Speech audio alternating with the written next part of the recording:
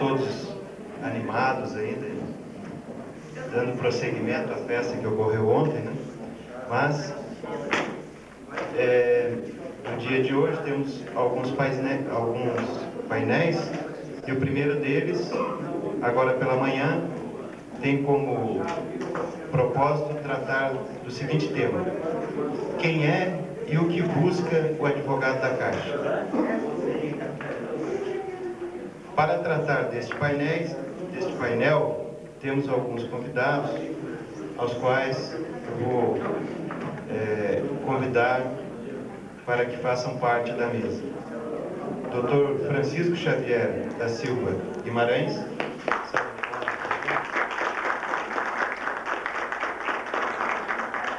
Dr. Carlos Alberto Simões de Tomás. E o Dr. José Osvaldo Fernandes Caldas Moroni. Irá funcionar como mediador o Dr. Darli Barbosa. Antes de passar a palavra para o Dr. Darli, vou fazer aqui uma breve leitura do currículo aqui dos participantes. O Dr. Francisco Xavier da Silva Guimarães, advogado, ingressou na carreira de procurador autárquico da Caixa em 1968, tendo exercido diversos cargos técnicos, entre eles o de chefe do Departamento Central de Contencioso DETEM. Aposentou-se em 1987. No Serviço Público Federal, desempenhou funções de natureza técnica e jurídica junto ao Ministério da Justiça, sendo atualmente assessor jurídico do Corregedor-Geral da Advocacia Geral da União. Possui diversos trabalhos e livros jurídicos publicados.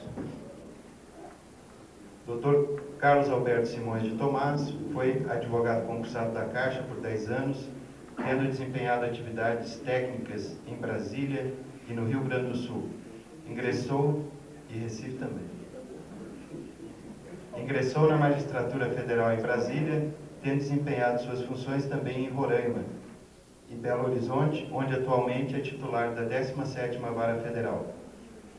Também é professor de Direito Constitucional e Direito Internacional Público, com atividades docentes na Universidade Federal de Ouro Preto, na PUC de Minas Gerais e na Faculdade de Direito Milton Campos. Dr. José Osvaldo Fernandes Caldas Moroni é advogado da Caixa desde 1984, professor da PUC São Paulo em cursos de especialização em Direito e, por muitos anos, foi chefe do Jurídico de São Paulo. Então, eu passo a palavra ao Dr. Darli Barbosa, que dará sequência aos trabalhos.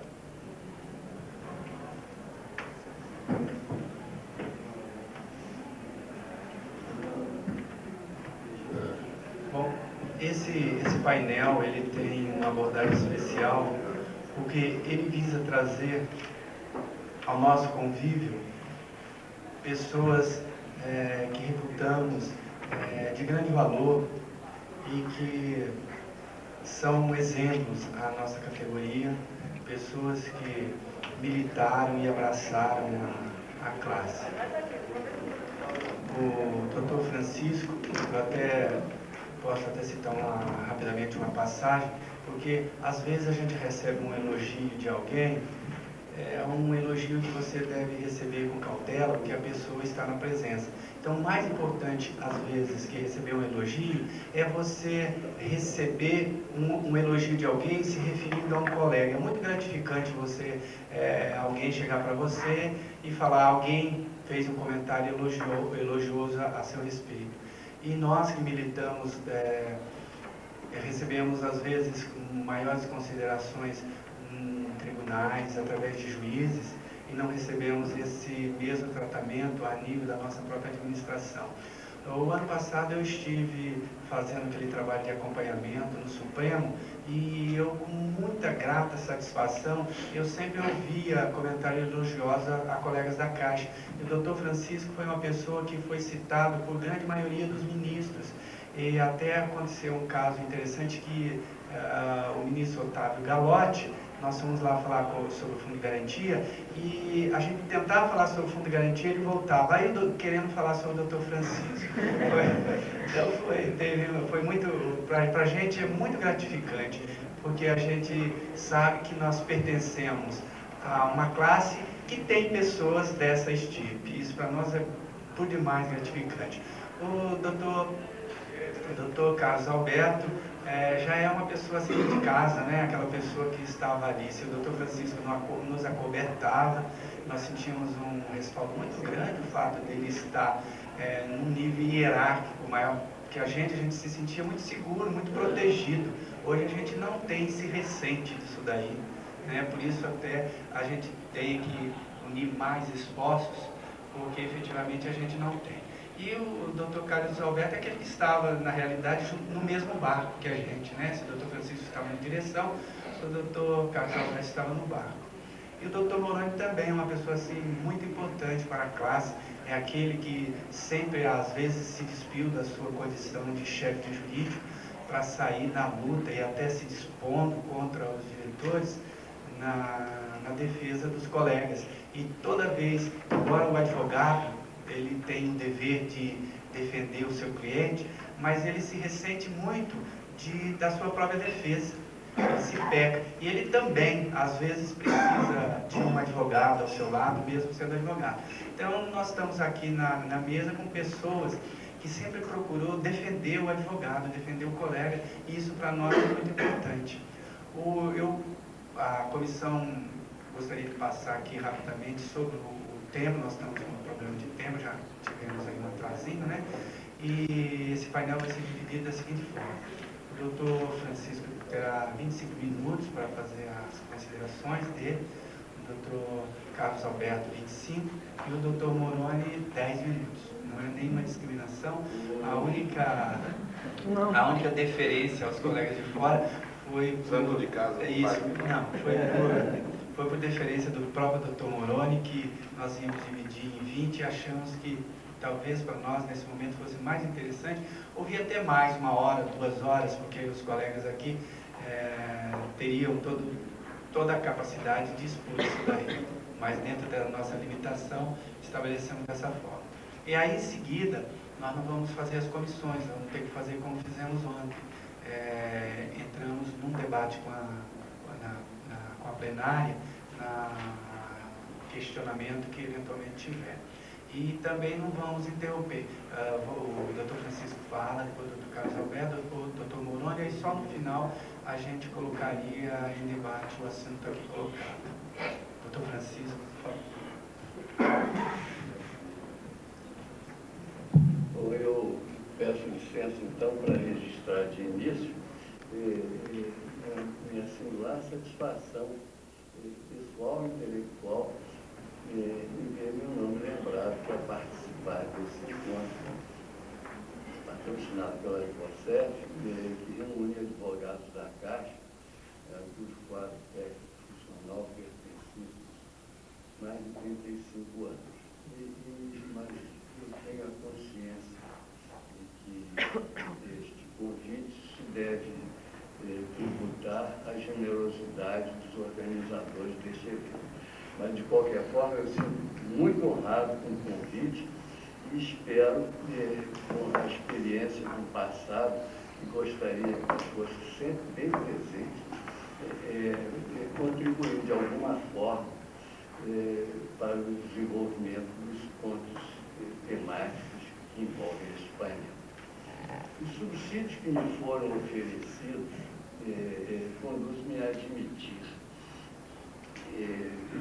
que os itens a serem enfrentados são realmente desdobramentos ou consequências lógicas de uma grande indagação que busca saber quem é o advogado da série.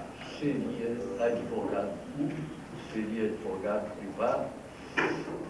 A indagação que nos dias parece continuar atual sempre frequentou os debates dos advogados da série, desde que se operou a extinção das antigas autarquias e a criação da empresa pública, um processo muito peculiar e complexo que se convencionou chamar de unificação das caixas econômicas federais. Penso, no entanto, que a resposta só poderá ser encontrada na definição de empresa pública, nos métodos de sua atuação e nos fins públicos que objetiva atingir e preservar. Quem se detiver no estudo comparativo das leis que autorizam a criação e a constituição das empresas públicas no Brasil, principalmente sobre as primeiras que surgiram entre nós, desencantado certamente ficará, porque notará que nós estamos gravitando até hoje em torno de uma antinomia existente entre os princípios essenciais dessas entidades. Paradoxalmente, as proposições tendentes a disciplinar a empresa pública, embora apresentem-se como fundadas, ou se apresentem fundadas em princípios até verdadeiros, são formuladas por posições antagônicas, excludentes às vezes uma das outras, acolhidas não por critérios técnicos jurídicos, mas ao sabor de conveniências políticas de um momento. É o que se dá, por exemplo, em relação à personalidade jurídica privada, fixada em razão de exacerbada ficção ou de excessivo pragmatismo, que mais parece indicar os meios a serem empregados em contraste com os fins de interesse público que busca atender. O objetivo empresarial emergente de sua nominação, que visa o lucro e a competição com a iniciativa privada, a configurar o Estado-empresa, em oposição à mera atuação intervencionista para suprir carências da iniciativa privada em determinado setor. A natureza, no entanto, do seu patrimônio, a vinculação ministerial, o controle público, a sua inclusão como entidade integrante da administração pública indireta, em confronto com a atuação própria da iniciativa privada. O exercício da atividade típica do Estado, que é de intervir no domínio econômico, suprindo carências da iniciativa privada, a tornar presente a indisponibilidade dos interesses públicos confiados à empresa pública. As extremadas posições, ora publicistas, ora privatistas, deram ensejo, então, a que surgisse como alternativa válida corrente de pensamento jurídico tendente a harmonizar as posições de conflito. Pessoalmente, sempre achei mais coerente a posição publicista,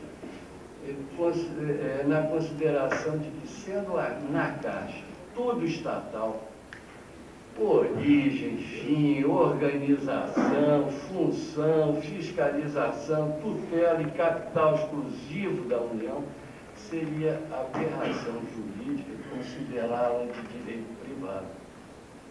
Inclinei-me também pela corrente publicista, forte no argumento de que a pessoa jurídica tem sua gênese sempre contaminada pelo comportamento do seu criador e a moral que lhe emprestam seus dirigentes, nomeados pelo poder público, sujeitos às regras ditadas pela administração pública que tais entidades internas. Lembro-me que, em determinado momento, o insigne administrativista, professor Paulino Jacques, indagou perplexo: mas que bicho é esse que tem corpo de leão, rabo de leão, pata de leão, cara, focinho, juba de leão e não é leão? Então, esse entendimento, todavia, não me impediu de buscar meios que dirimissem dúvidas por intermédio de uma lei orgânica como solução para conflitos em torno da empresa pública, que se utilizaria de meios privados para atingir os fins públicos idealizados em lei. Bem retrata a posição dos advogados da SERJ o trabalho resultante de cuidadosa investigação científica que apresentaram e foi aprovado no 2º Congresso Brasileiro de Direito Administrativo, realizado nos idos de 1976, no Rio de Janeiro, cujo título demonstra a via escolhida como sede dirimente dos conflitos institucionais. Dizia o seguinte, o seu título, a edição de lei orgânica como solução adequada, impositiva, para sistematizar o disciplinamento jurídico e legal da empresa pública federal. De lá para cá, portanto, há mais de 25 anos, e esse trabalho merecia até ser lido e considerado como um subsídio ao estudo de vocês, porque ele foi publicado até em Portugal. Nesse 2º Congresso de Direito Administrativo, prestava-se uma homenagem a Marcelo Caetano, que fez publicar isso como um estudo que ele não havia ainda se detido com toda a profundidade. Mas então, de lá para cá, nada de novo parece ter surgido que contribuísse de forma decisiva em favor de uma definição clara sobre a empresa pública, que na forma do artigo 37 da Constituição Federal, continuou participando da administração pública indireta, sujeito, portanto, à observância dos princípios da legalidade, lembrando que o governo é de lei e não de pessoa, portanto, o princípio essa ideia da liberdade de ação e o predomínio da vontade pessoal do administrador. A eficácia de toda a atividade administrativa está condicionada ao atendimento da lei. Portanto, e esse princípio também está erigido em princípio autônomo pela Emenda Constitucional 19, impondo ao servidor dever de atuar com eficiência no sentido de atingir os fins públicos objetivados por lei. Na impessoalidade, no sentido de que o administrador público não pode agir tendo por objetivo beneficiar pessoas determinadas, também chamado de princípio da finalidade administrativa, que impõe a todos atividades que se dirigem ao interesse público. Vedado, então, está ao administrador também de empresa pública a prática de atos sem interesse público, com conveniência para a administração, a coibir o desvio de finalidade. A moralidade, que impõe ao administrador e ao seu corpo funcional atentar para o que é honesto e o desonesto. A da publicidade, que atende à transparência dos atos administrativos, propiciadora do controle exercitado pelo povo em geral. Aos princípios aqui elencados, que desenganadamente se aplicam, eu não sei se é tão desenganadamente assim, pelo menos no meu sentido, se aplicam realmente à empresa pública, devo acrescentar a supremacia do interesse público sobre o interesse privado e a indisponibilidade do interesse público, tão presente, espero que esteja, nas cogitações dos advogados da empresa pública, quando ingressam em juízo ou prestam assistência jurídica interna.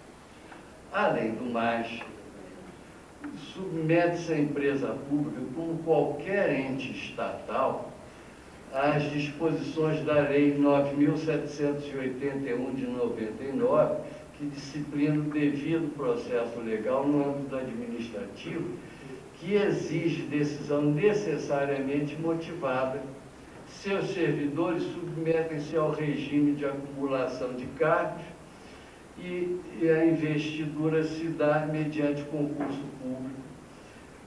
Isso por disposição constitucional.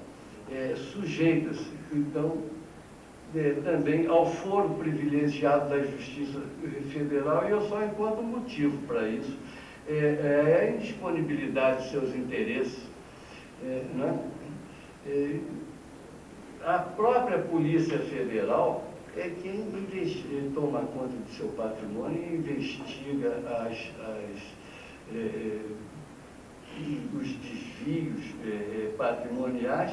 E por quê? Senão pela natureza pública de seu patrimônio. Só por lei, como qualquer entidade pública, pode ser criado. Outros dispositivos comuns aos entes públicos que norteiam o comportamento da empresa pública poderiam ser elencados, dentre os quais os que informam a licitação e as regras orçamentárias e financeiras. Todavia, nesse ponto, vale destacar a alteração da Emenda Constitucional 19, de 1998, que deu ao artigo 173, parágrafo 1º, uma nova redação, tornando obrigatória que lei disciplinasse, dispusesse sobre o estatuto jurídico da empresa pública e aí também observados esses princípios da administração pública. Então, realmente com muita esperança, depois de 25 anos de ter proposto uma lei que disciplinasse, fosse seria a lei orgânica da empresa pública, vejo que a ideia dos advogados da Caixa hoje está contida em texto constitucional que acolheu a ideia de se fazer um estatuto jurídico da empresa pública. E aí, a sede adequada para dirimir todos esses conflitos.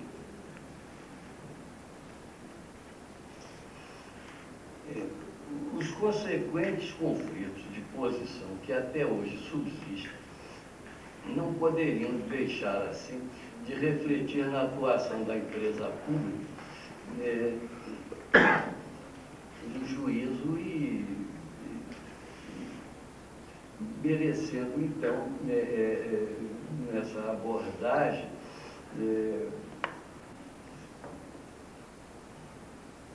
porque isso influencia alguns pontos que possam influenciar nesse novo estatuto da empresa pública, sugerir que se faça alguma reflexão sobre alguns pontos que poderiam, para mim, facilmente serem incluídos nesse novo estatuto. Como, por exemplo, e vou enfrentar agora, eu acho que eu já estou falando demais, então não, sobre a função institucional. Por entender que o profissional que pretenda ingressar nas carreiras jurídicas da Advocacia Geral da União seria procurador da Fazenda Nacional, assistente jurídico e advogado da União, nas de autarquia e fundações instituídas pelo poder público, seriam os procuradores federais, ou que pretenda ser advogado de empresa pública, deve, por imperativo da lei maior, submeter-se a igual concurso público de provas e tipos, aqui se manifestando, então, o princípio da impessoalidade, que virá a se refletir por toda a vida funcional do advogado, que não deverá acreditar seu ingresso na carreira quem quer que seja, senão aos seus próprios méritos. Assim, o desempenho da atividade jurídica, seja consultiva ou contenciosa, no âmbito do poder estatal, deve então, traduzir uma prerrogativa de índole constitucional inderrogável, exercitável por investidura no cargo, cuja representação judicial estaria dispensada ou outorga de procuração, porque esta já resulta da própria lei.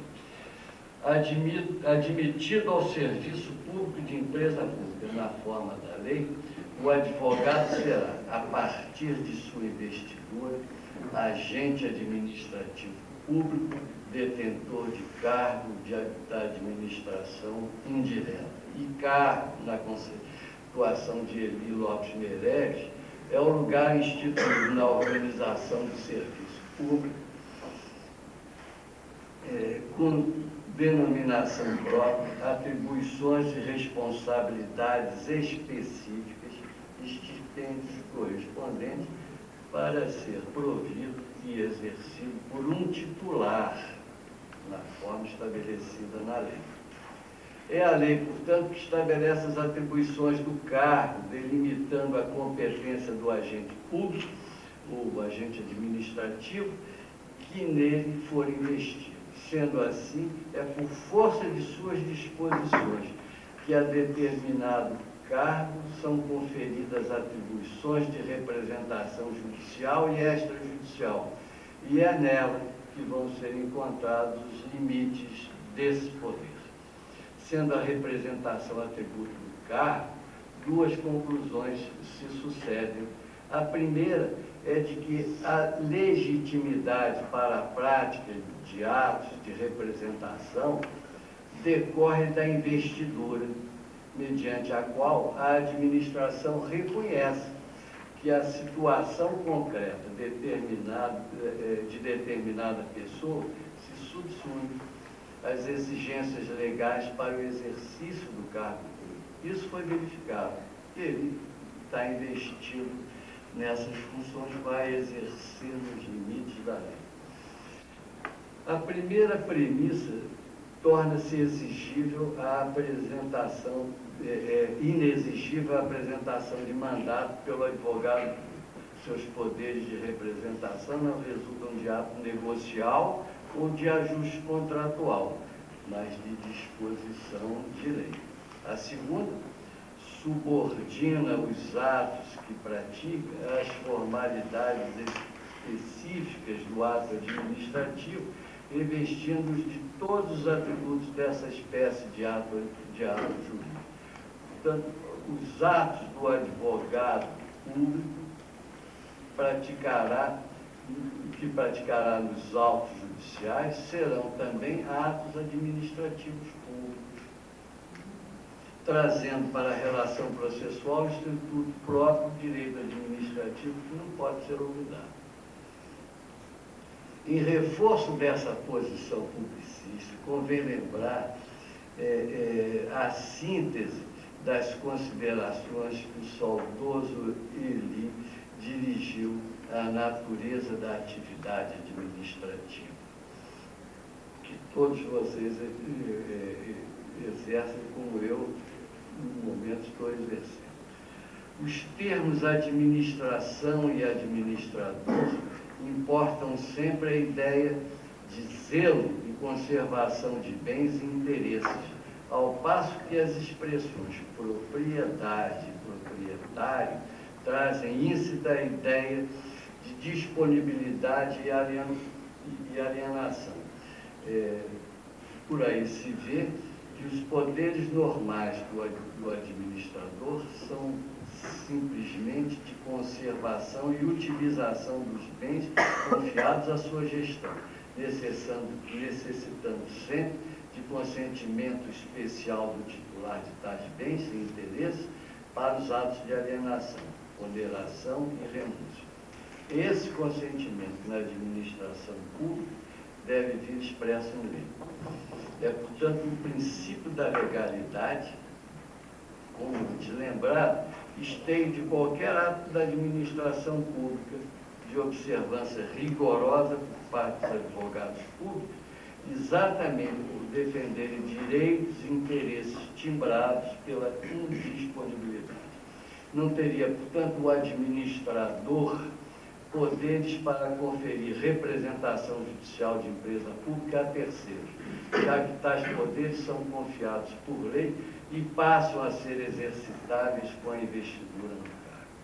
A observância desses princípios seria, então, meio hábil para coibir o esvaziamento do quadro técnico, garantir a independência técnica e evitar a terceirização das atividades jurídicas, situações que, pelo visto, continuam a preocupar os advogados. O ideal, assim, seria que lei orgânica, que a Constituição impõe, seja editada, deixe claro tratar-se, como efetivamente se trata, de advocacia institucional, em virtude de mandato ex-lege, privativo dos que foram investidos no cargo diante de aprovação em concurso. Ainda tem mais um tempinho. Eu vou, então, observar só aqui uma coisa rápida, sobre as atividades jurídicas sujeitas às correções da AGU. Porque há um princípio que pergunta o que é que qual é a relação que existe da empresa pública com a Advocacia Geral da União. Me ocorreu registrar que é apenas isso, que em relação à Advocacia Geral da União, os órgãos jurídicos das empresas públicas não guardam elo de subordinação hierárquica ou mesmo de vinculação imediata. No entanto, sujeitam-se a mecanismos de supervisão a serem exercitados pelas consultorias jurídicas dos ministérios, que se acham vinculadas pela qual a AGU pode, de certa forma, exercer controle imediato e indireto de suas atividades. Eu nunca vi ministério, consultoria jurídica de Minas, com raríssimas exceções, exercer controle de supervisão que está previsto, porque as consultorias jurídicas dos ministérios são órgãos técnicos da AGU. Eles não têm capuz advogados que lá se encontram, são assistentes jurídicos, não têm capacidade postulatória, eles cuidam apenas se consideram fiscais da lei, e então dão pareceres, fazem consultas, então, mas não tem essa capacidade postulatória. Mas tem uma das funções expressas na lei é de fiscalizar, coordenar as atividades jurídicas das empresas que são vinculadas aos ministérios. Mas eu não vi até agora isso, com raríssimas exceções, o exercício dessa atividade. Os demais entes que, como a empresa pública, integram a administração pública indireta, ou seja, as autarquias, as fundações, embora não tenham também, como as empresas públicas, representação judicial própria, vinculam-se à AGU para os efeitos correcionais de verificação da regularidade e da eficácia do serviço que exercem. E eu realmente não vejo razão para que as atividades confiadas às empresas públicas se afastem das regras de fiscalização e controle estatal exercidas pela AGU. Se tais entidades se submetem ao controle interno e externo, contábil, fiscal, econômico e financeiro da União, pela mesma razão as atividades técnico-jurídicas deveriam obedecer aos mesmos princípios de verificação de regularidade e eficácia do serviço. Eu penso assim porque eu não vejo como distinguir da advocacia pública a atuação do advogado de empresa pública, que privilegia e resguarda os fins públicos. A meu sentir, o advogado público exerce espécie e gênero advocacia estatal. E por isso acho que as regras que disciplinam a atuação e o comportamento dos advogados de empresa pública cada vez mais os aproximam e os integram à Advocacia Geral da União, que assim exerce suas atividades de defesa da União pessoalmente ou por intermédio, não só das autarquias e fundações, mas também por meio da empresa pública. É uma realidade, para mim, incontestável. Eu acho isso inexorável.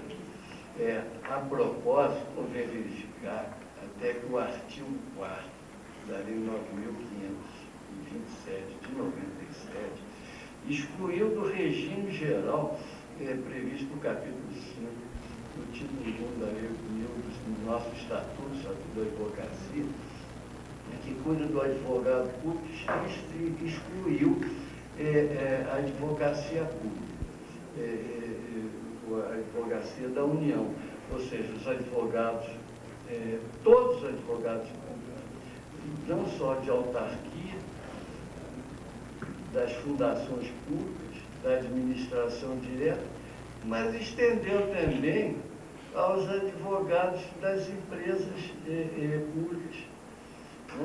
Então, eu acho que esse fato unifica mais o comportamento do advogado de empresa pública, do advogado que integra as carreiras da AGU.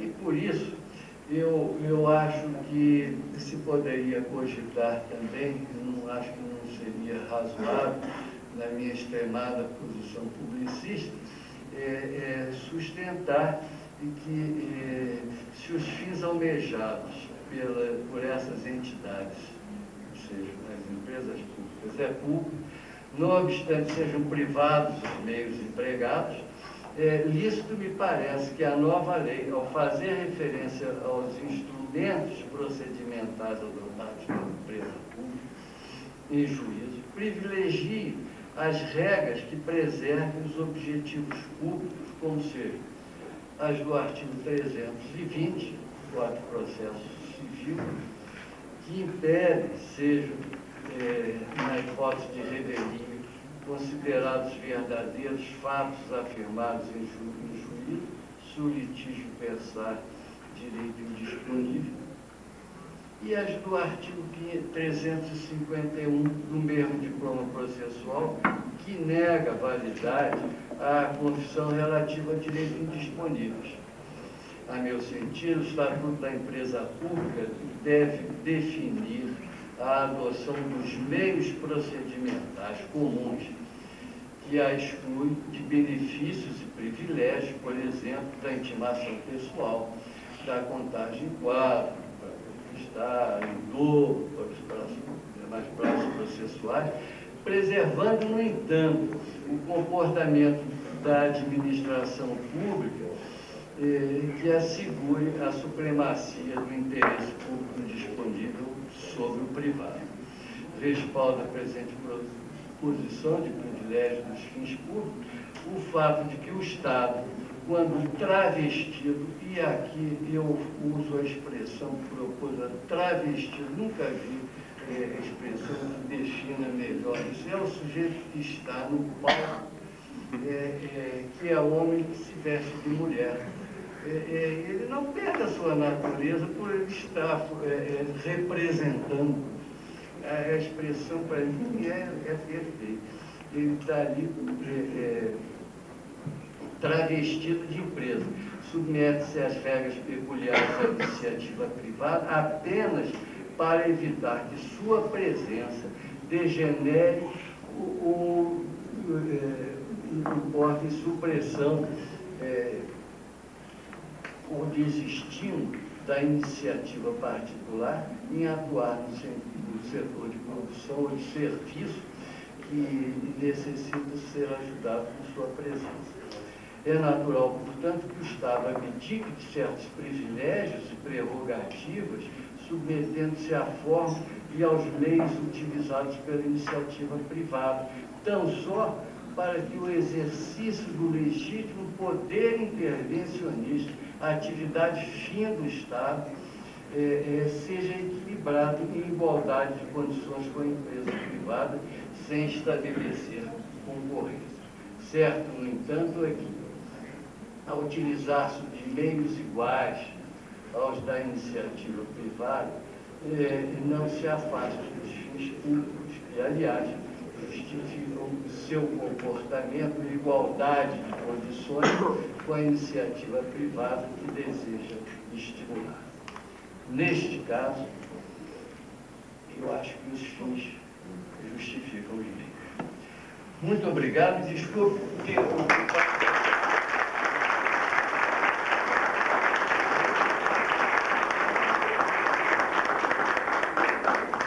Agradecer mais uma vez a presença do Dr. Francisco Guimarães e, como era de esperar, as suas palavras sempre são bastante oportunas, análise profunda, e a nós cabe continuar nessa reflexão.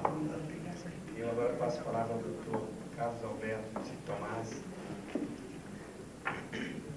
Olha, é um prazer enorme estar com todos os senhores, todos os colegas aqui da Caixa. Me perdoem se durante o tempo eu usar o termo senhores, é por força do dia a dia. Mas entendam como colegas que eu nunca deixei de ser e tenho uma visão muito mais holística disso tudo. Eu acho que todos nós estamos no mesmo barco, somos profissionais de direito e é exatamente em cima do problema do direito que eu tenho alguma coisa para falar para os senhores, resumidamente, naturalmente, em razão do tempo. Mas antes eu queria dizer que é um prazer enorme, além de estar com vocês aqui, com o Dr. Francisco, de quem eu aprendi muito na Caixa. Muito mesmo, e é uma coisa que hoje já foi dito aqui, a Caixa se recente, é de ter pessoas assim, do calibre do Dr. Francisco, que são exemplos. Não é? E não é só exemplo de conhecimento, porque hoje tem bons profissionais, excelentes profissionais na Caixa, não.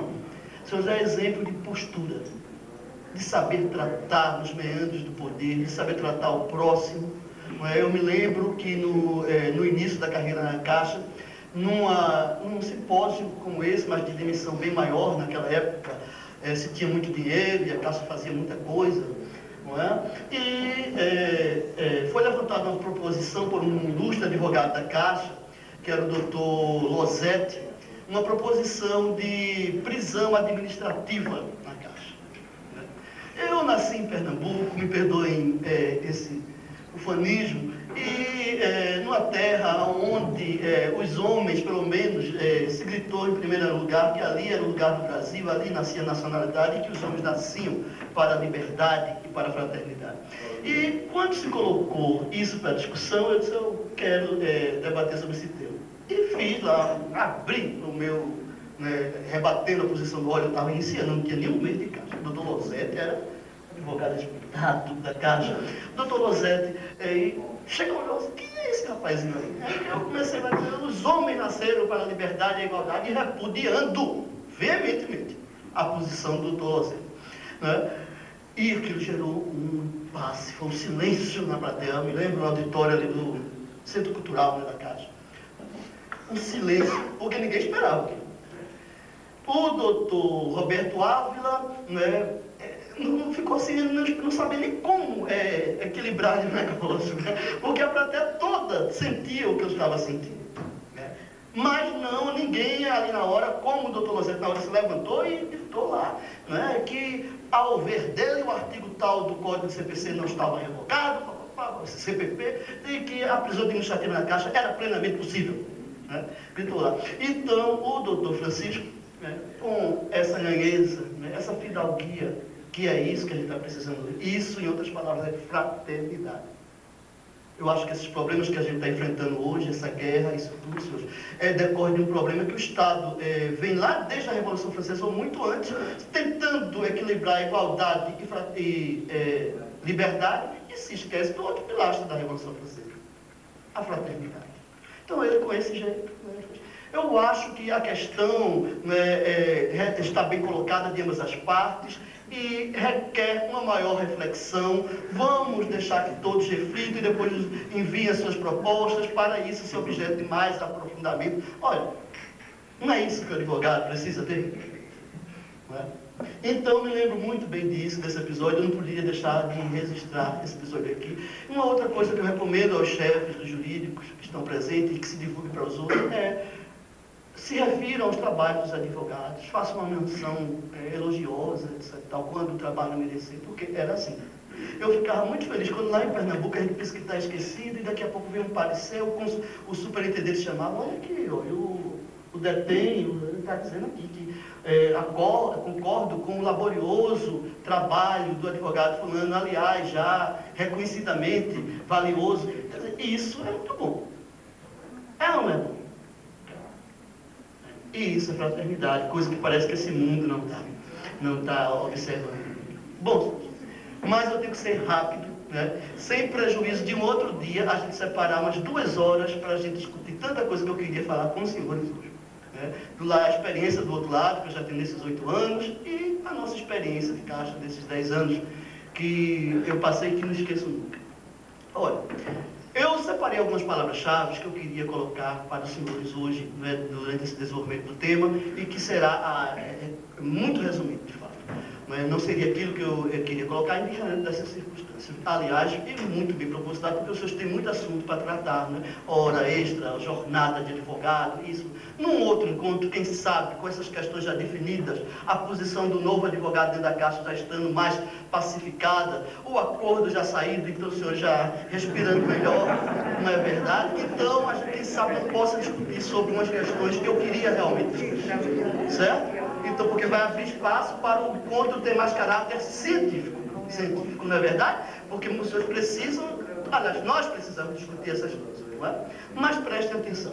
Eu separei algumas palavras-chave para colocar para os senhores, que seria basicamente, né, direito, consciência, modernidade, tolerância, diferença, juiz e advogado. Seria isso que eu queria desenvolver, e vou tentar rapidamente, porque eu tenho refletido muito mesmo, com meus alunos, com os colegas é mais difícil, mas eu tenho, senhor, chegado a uma conclusão de que o problema do direito hoje em dia, o problema nosso, de cientistas do direito, advogados, juízes, membros do Ministério Público, consultores, todos, decorre de um ponto. A nossa ciência, enquanto a gente já esteja no 3º milênio, não goza de uma posição de prestígio perante a comunidade. O Brasil é governado por advogados, por profissionais do direito. Se chegar lá no Congresso Nacional e disser: levante a mão quem tem um diploma de bacharel em direito, vocês vão ver que a maioria vai levantar a mão. Não é verdade? Eles sabem, né? Não tem nada. Então, olha o problema que se coloca. Todavia, o Estado está nesse problema, nessa situação. Um mundo, não é, onde os profissionais do direito têm uma relevância tamanha na sua atuação, está enfrentando uma guerra dessa. Então, eu tenho refletido muito sobre isso, e para mim as consequências disso tudo é exatamente o direito não ser tratado como ele deveria ser tratado. Cientificamente. Porque o tratamento científico do direito, né, impõe uma nova postura ao profissional do direito. Requer alguma reflexão, no sentido, uma resposta a uma questão, um questionamento básico.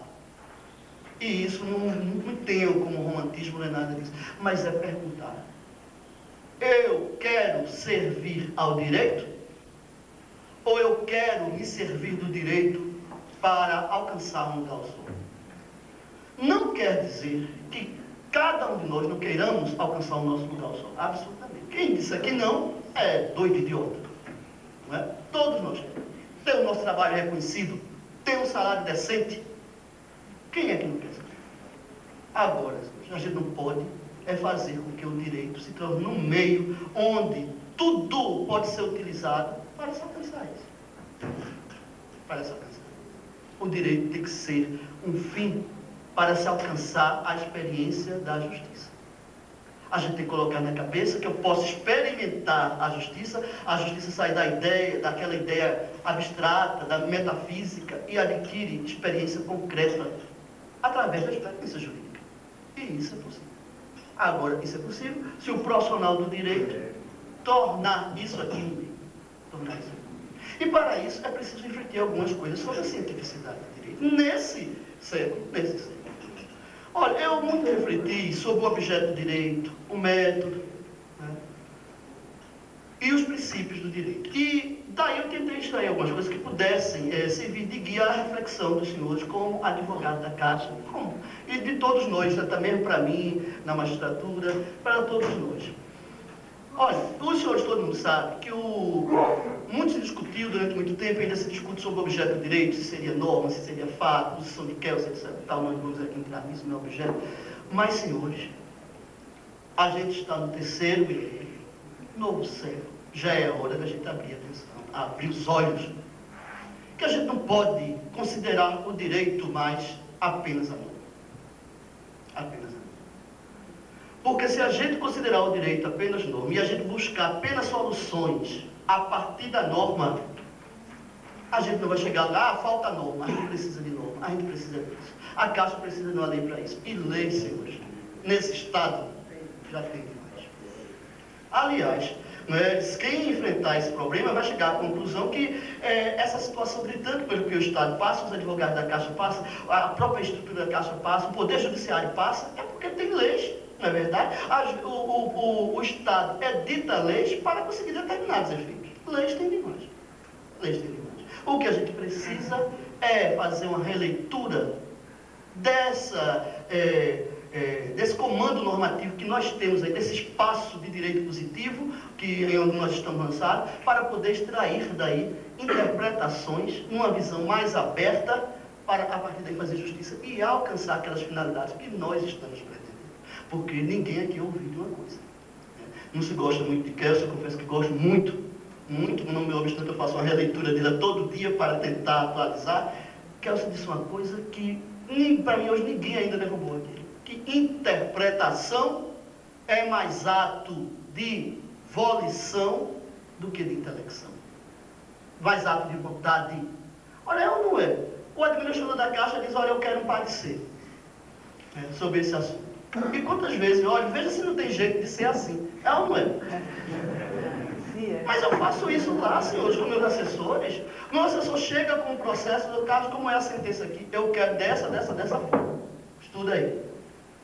Já está decidido o processo. Vai se arrumar argumentos para se trazer para dentro do processo, não é verdade? Para se proceder releitura daquilo ali.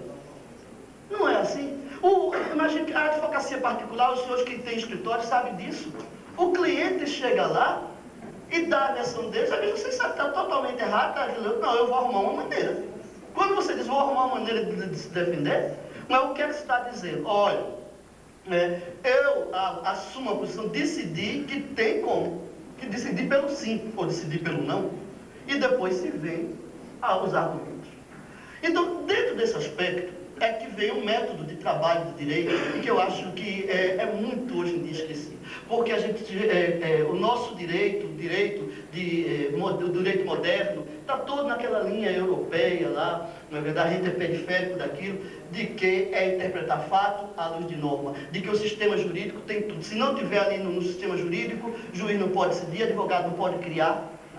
Em outras palavras, como se diz hoje modernamente, o sistema seria um sistema completamente fechado. O sistema jurídico, senhores, da própria Constituição, é um sistema aberto. Aberto exatamente para a nossa atividade de profissional de direito, de advogados, de saber construir interpretações que privilegiem a satisfação da justiça. É uma tarefa difícil, não é fácil. Mas o próprio sistema jurídico abre para isso, abre espaço para isso. Olha, os senhores vão de concordar comigo que, por exemplo, uma norma lá do Código Penal, não é verdade? Aquele crime lá de mulher honesta, não sei se é rápido, etc. Um juiz lá de Roraima pode aplicar o mesmo conceito de mulher honesta que um juiz do Rio de Janeiro. Um juiz brasileiro pode aplicar o mesmo conceito de mulher honesta que um juiz lá do Talibã.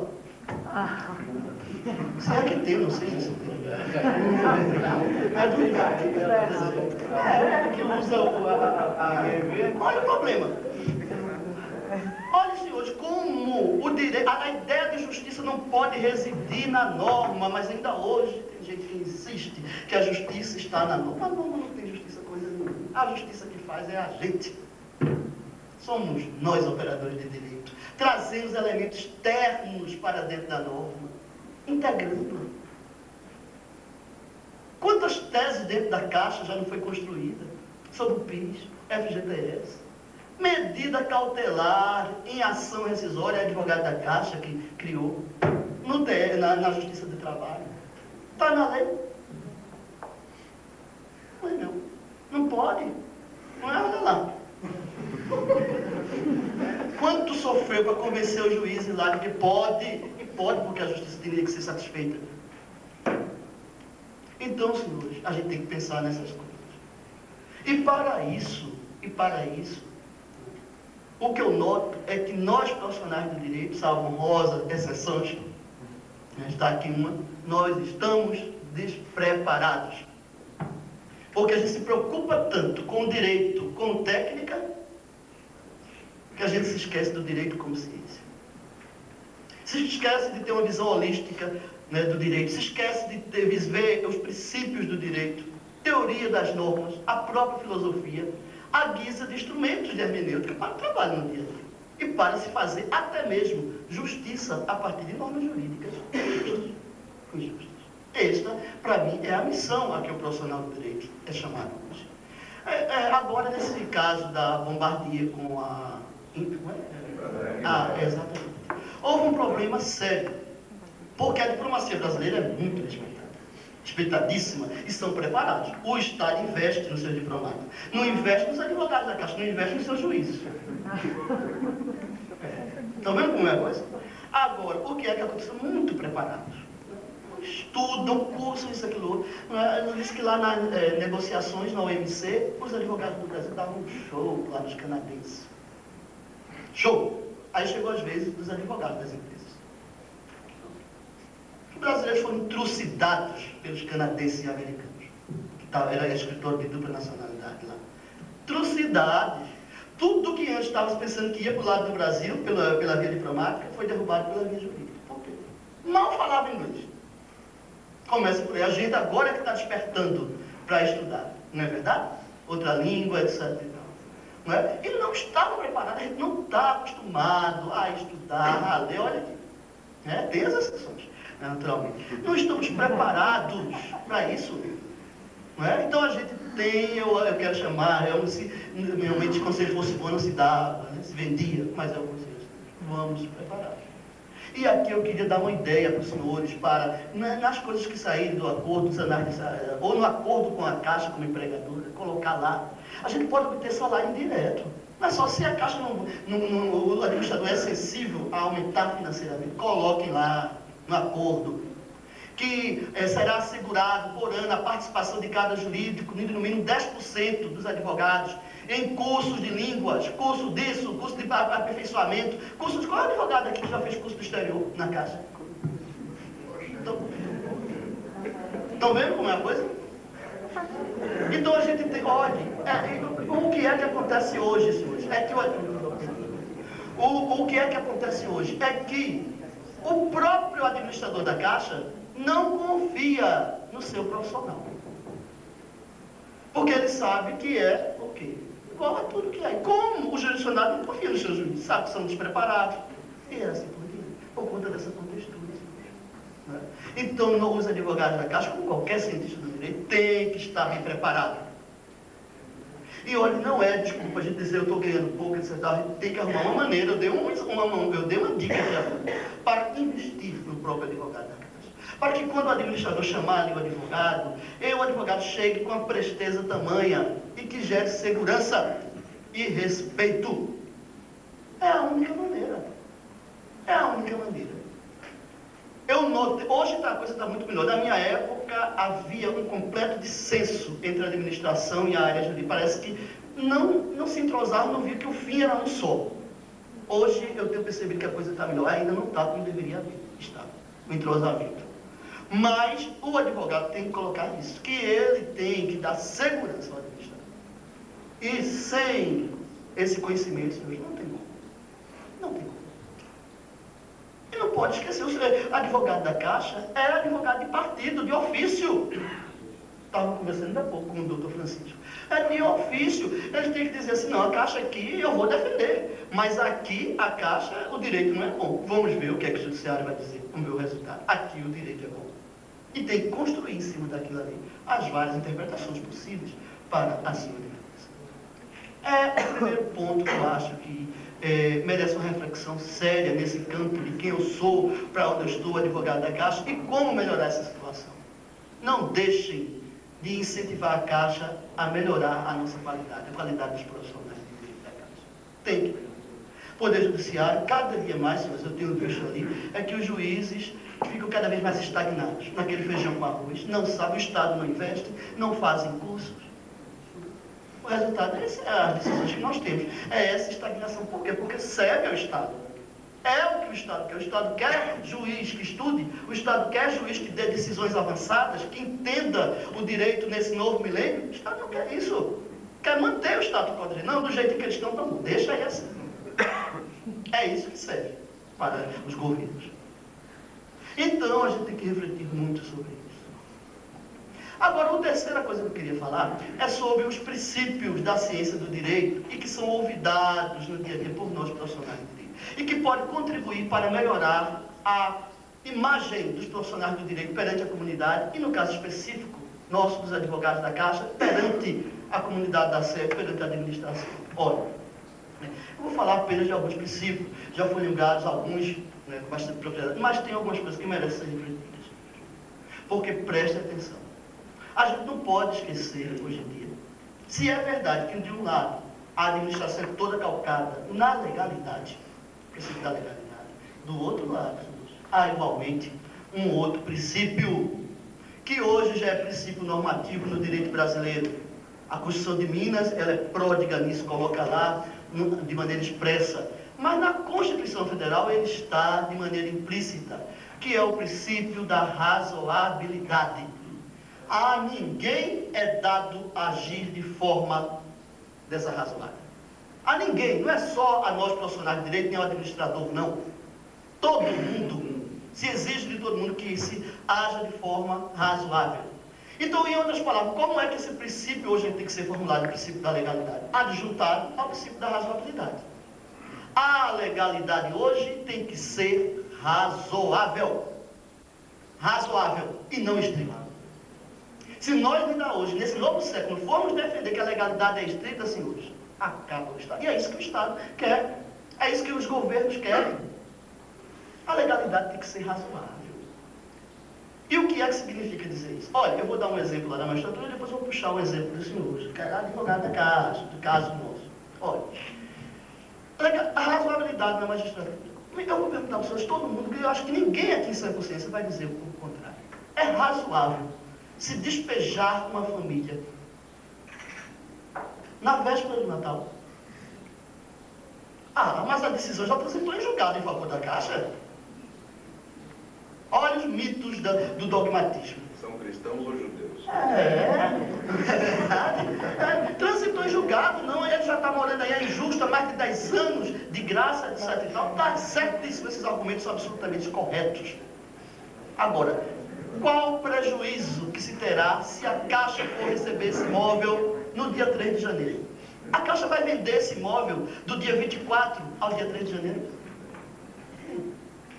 Eu tenho recomendado para os meus colegas que agir dentro da legalidade razoável significa responder apenas a uma pergunta. Se eu agir aqui, fugir um pouco da lei, para imprimir razoabilidade ao seu cumprimento, eu estou causando prejuízo a alguém? Eu acho que é essa a pergunta que o profissional do direito tem que fazer. Se a resposta for negativa, não hesitem em um só instante, me perdoe a expressão, em dar um pontapé na vida. Porque o direito não é só norma. E olha que eu não estou defendendo aqui uma visão alternativa, direito alternativo, não é isso, não. É trazer elementos externos para dentro do campo jurídico, para agir de forma razoável. Razoável. Agora preste atenção. Eu enfrentei um problema recentemente, até com os advogados da Caixa, não foi do quadro, problema dos advogados credenciados. Começaram a ajudar, olha um outro exemplo. Começaram a ajuizar as ações monitórias, diante daquela súmula do STJ, parece, né, que não cabe, não é título executivo, os contratos de crédito rotativo. Começaram a ajuizar a ação monitória. Quando se cita, tudo bem, aí segue as opções, etc. Mas, na boa parte dos casos, né, são aqueles empréstimos mal feitos, não é verdade, não se sabe, aí chega lá esse servidor, que não foi localizado o devedor. Aí o advogado requer a citação do credital. Mas monitório não é para pagar? Não é? É pagar. Como é que a gente pode admitir que a pessoa seja citada por pagar para constituir um título através de uma... Aliás, não tem nem decisão, pleno júri, não é isso? O título executivo está constituído pleno júri, sem a participação do devedor. Então não tem como prosperar uma citação por edital, uma citação ficta, nem por hora certa, nada, não tem como, num processo monitório. Então o que é que o advogado, eu para as pessoas que isso aí é posição particular minha, eu extingui os processos. Extingui o processo e o escritório credenciado recorreu. Eu mandei chamar o advogado. Doutor, onde é que está aqui a eficiência? A razoabilidade. Porque ele vai recorrer, aquilo aí vai passar mais uns 5 anos, no mínimo uns 3, é 5, a gente sabe disso, para o tribunal, para ser decidida essa questão, se pode ou não. Enquanto isso, qual seria a solução mais adequada para o caso concreto? Qual seria a solução mais razoável? Deixar de existência, não é verdade? Deixar de existência e ajuizar a própria ação ordinária. A própria ação ordinária. Porque os 5 anos que vai passar aquilo ali, a ação ordinária já foi julgada e já estaria no grau de recurso. Então, nem sempre cumprir a lei é a solução mais razoável. É a solução. Agora, como é que o advogado, que é obrigado, por conta que dentro do nosso direito ainda impera o princípio da legalidade estrita, pode agir? Eu já agi assim lá no Rio Grande do Sul. O João Batista, se estivesse aqui, ia testemunhar para vocês hoje. Eu despachava nos meus processos, dizia que não era razoável recorrer. Não é? Tá lembrando ali? Não era razoável recorrer. O valor não justificava o retorno do recurso para a Caixa. Manter aquilo aí, o trabalho que eu ia despender como profissional do direito, em vez de estar cuidando de um crédito de 200 mil, etc., eu estava cuidando daquilo ali para recorrer, não era razoável. Não era razoável. Então, senhores, agir com razoabilidade é uma coisa que exige muito. E a administração nossa, ela não está acostumada com isso. E cabe a nós, profissionais do direito, fazer com que a administração possa agir de forma razoável. Claro, sem desprezar a lei, mas interpretar a lei de forma razoável. E com o exemplo tem que fazer os profissionais do direito. Mostrar, o advogado da Caixa está obrigado a recorrer. Está. Mas, senhores são advogados. O advogado pode dar prejuízo ao seu cliente? Não vou recorrer não aqui. Deixa lá a decisão no processo. Não posso causar prejuízo. Não é razoável isso. A lei obriga, mas não é razoável. Não é razoável. Quem é o advogado que vai ser punido por uma coisa dessa? A União recorre de R$ 5,17. É um absurdo uma coisa dessa. Um absurdo. Não é? E mais absurdo é o tribunal dar efeito suspensivo, ativo, né? Olha o problema. Quando o juiz nega recebimento, uma apelação por causa de R$ 5,17. Então, ou a gente pensa, aí vejam o reflexo disso tudo perante a comunidade, e no caso dos seus, perante o administrador. Ninguém confia no direito. Ninguém confia no direito. Os processos se assoberbam. Por que há tantos processos? Porque se for separar, senhores, ali o que tem de processo que merece seguir, é 30%, 40%, o restante é processo que não precisaria mais estar na justiça. E fica a gente trabalhando com aquilo, os senhores trabalhando com crédito, que a gente sabe que não tem como. Não foi dito aqui o problema do FGTS na quinta-feira, ajuizando crédito do FGTS de 20, 30, 50, 100 reais. Execução. Só para satisfazer a lei. Só porque a gente tem que ser escravo da lei. Então, eu acho que a gente tem que refletir bastante sobre isso. E muito. Há um outro princípio que eu ainda vou dar, queria falar para vocês, que é o princípio da moralidade. O princípio da moralidade também insere constitucional, tal qual razoabilidade, porque não se chega à eficiência se não se agir de forma razoável, não é verdade? Não se chega à eficiência coisa nenhuma. Então, por isso que o princípio está lá na Constituição do artigo 37.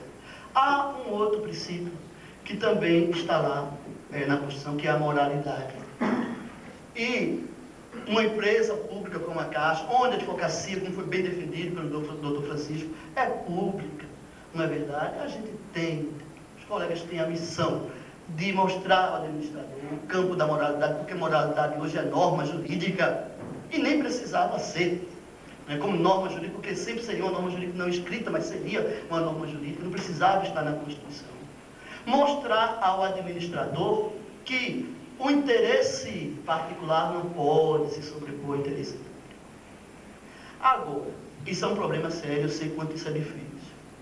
Quanto isso é difícil, os advogados-chefe, a própria administração jurídica, às vezes sofre por isso. Porque o administrador quer dessa forma, quer dar. Para mostrar ele o risco, ele vai ter que assumir o risco, não é verdade? Agora, o advogado, o problema é esse, a maneira como a gente coloca as coisas. Às vezes é muito problema.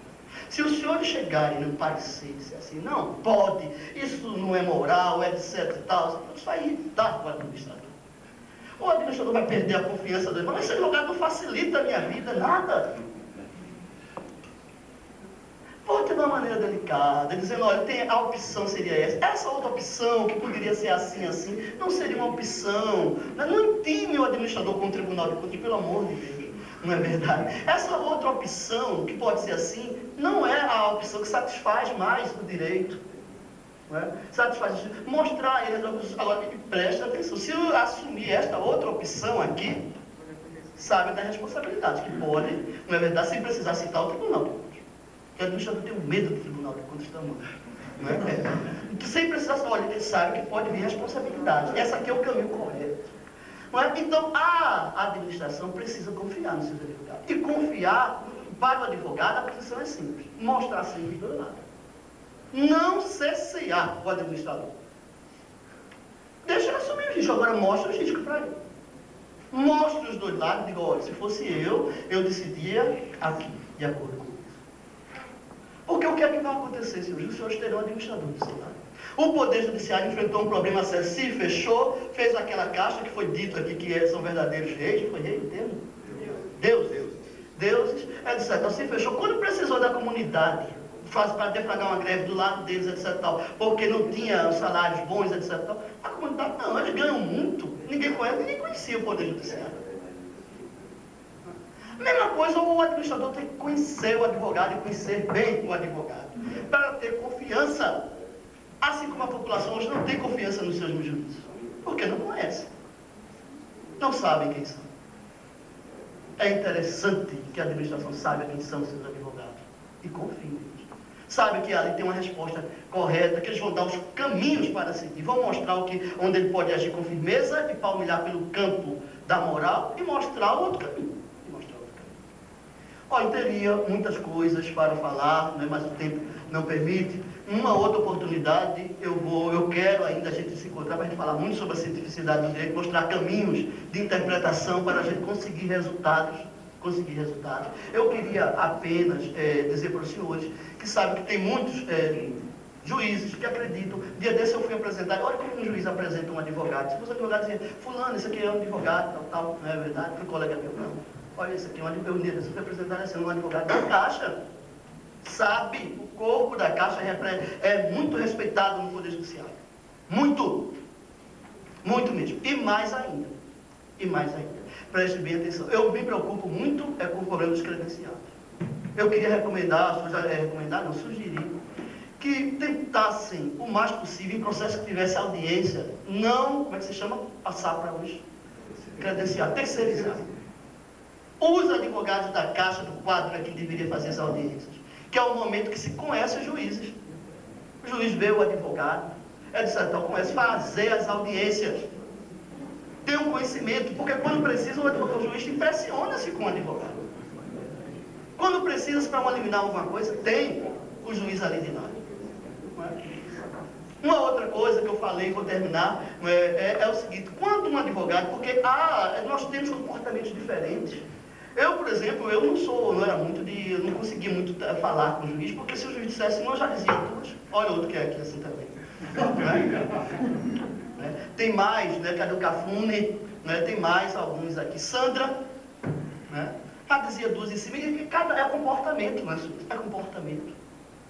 Então, olha só, quando um advogado tiver um embate assim com o juiz, pelo amor de Deus, não mande esse advogado, não vai esse advogado de novo falar lá com o juiz pedindo consideração. Mande o mais calmo. Para amaciar como se está amaciando um carro novo. O juiz já vai começar pedindo desculpa. Ah, lembre ao fulano, né? Mas aí entenda que aquilo ali foi um momento de discussão, porque às vezes não se inflama como outros se inflamam também. Então a gente tem que prestar essas coisas no dia a dia, esse relacionamento. Eram essas questões que eu queria dizer para os senhores, não é? E eu confio muito, senhores, na intelecção. E, além da intelecção, eu acho que a gente tem que abrir a nossa cabeça, estudar, botar muito argumento na nossa cabeça, a gente está sempre preparado para qualquer situação. E é isso que eu queria deixar nesse momento para os senhores. Estudarem bastante, fazerem cursos, colocarem nos acordos para a Caixa pagar cursos disso, cursos no exterior, estudar língua para os advogados estarem preparados para a administração estar do lado dos advogados, quando precisar, e o advogado prontamente está ali. É horrível, o pessoal daqui da Matriz sabe disso, eu já passei por essa experiência. Ir para uma reunião do Conselho Monetário Nacional, no Banco Central, e a gente não sabe de nada, fica lá. Quem já não passou aqui por isso, o pessoal daqui da Matriz? Tá vendo? Quem é que sabe se essa parte do direito econômico, etc. e tal? Tem que saber, a gente tem que estudar. Sobretudo que não está da casa. Eu já fui para reuniões aqui que eu ficava, eu, advogado do Banco do Brasil, a mesma coisa, lá, calado. Depois eu tinha que votar, dizer alguma coisa ali, e dizer, eu concordo. Olha, isso é posição? Não é posição. Não é posição. Então, eu acho básico o problema da intelecção. Básico. E nesse sentido, eu estava lendo um dia desse aí, numa dessas revistas semanais, uma coisa interessante que foi atribuída a Pasolini. E aí perguntaram, onde estão as armas? E ele disse, olha, eu só conheço as da minha razão. E na minha violência não há espaço nem para uma sombra de ação que não seja intelectual. O que eu quero dizer com isso, senhores, que se tiver que mudar alguma coisa nesse mundo, e se isso estiver nas nossas mãos de profissional do direito, tem que ser outra. A arma não é outra. Vou terminar dizendo para os senhores que se os senhores optarem por um lado ou por outro, servir ao direito, assumir a intelecção, se esforçar por isso, não é verdade? A gente tem que dar um ponto de partida. O que é que eu quero? E foi para isso que os senhores colocaram. Né? Depois de decidir, porque é importante a decisão, pode ser que alguém diga, não, eu não quero ficar na minha e tomar a sua decisão. Né? Não quero mais seguir o direito, etc. Então, tem que ser respeitada essa decisão. Nós vivemos, afinal de contas, numa democracia. Agora, a gente tem que ter certeza e pensar nas gerações futuras. O que é que vai vir na frente? Nossos descendentes, etc. Quem se decidir pelo direito tem que começar a dar o primeiro pontapé na mão. Estando certo de, como disse Sêneca, não há vento favorável para aquele que não sabe aonde vai. Muito obrigado.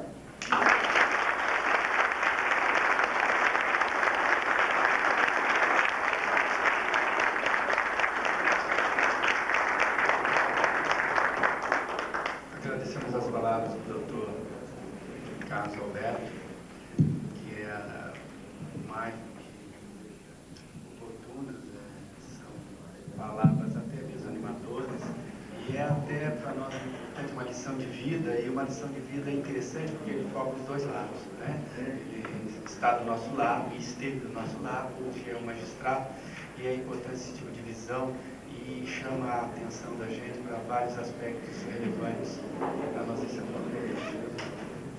Posso falar, doutor? Bom dia, pessoal. Ainda bem que o meu tempo vai ser curtíssimo. Porque falar depois de doutor Francisco e de doutor Carlos fica difícil. E aí é até impossível. Eu acho que Vossa Excelência deve ter tido acesso aos meus pensamentos. Porque não é possível a coincidência de alguns itens. E aí é aquela história, né? Eu não tenho o dom da oratória para, em 5 minutos, como fez o ministro Delgado, dentre o telefonema para o gabinete dele chegar até aqui, ele conseguiu falar 1h40 minutos. Um dos pontos que o Carlos mencionou, e que eu também, desde os idos de 83, quando eu comecei a dar aulas, eu sempre ressaltei para os alunos que o advogado realmente é um mal necessário. O advogado é um cancro em qualquer empresa, seja pública ou privada. É visto como um alienígena e de alta periculosidade. Pode ser, inclusive, pérfuro contundente. Mas é um tumor benigno. Bastante, em algumas situações. Precisam da gente. Não vivem sem a gente. Não precisa gostar da gente. Basta respeitar. Aliás, um dos nossos maiores admiradores é o Spielberg, né? Tem um filme dele que ele não faz uma referência, ou direta ou indireta a nós. Aquele da Wendy, que é a volta do Capitão Gancho, se não me engano, ele nos compara aos ratinhos brancos do laboratório. Com a agravante de que o cientista não se apega a nós em hipótese nenhuma. Jurassic Park, primeira cena, quem que é devorado no banheiro? E o detalhe é da maletinha preta do lado. Ó.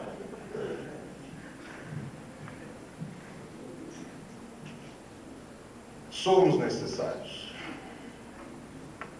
para dizer o que pode e o que não pode ser feito. Como o Dr. Francisco asseverou, o Dr. Carlos também, tem formas e formas de fazer. Nós temos aquilo que é absolutamente legal, e esse não tem jeito nenhum, e são as exceções. E temos outras situações, que representam a maioria, de que a forma assodada de que o administrador sempre quer fazê-lo, porque ele tem que mostrar serviço, seja dentro dessa escala da administração, desde o gerente de uma agência de classificação 4, 5, até um presidente de uma empresa.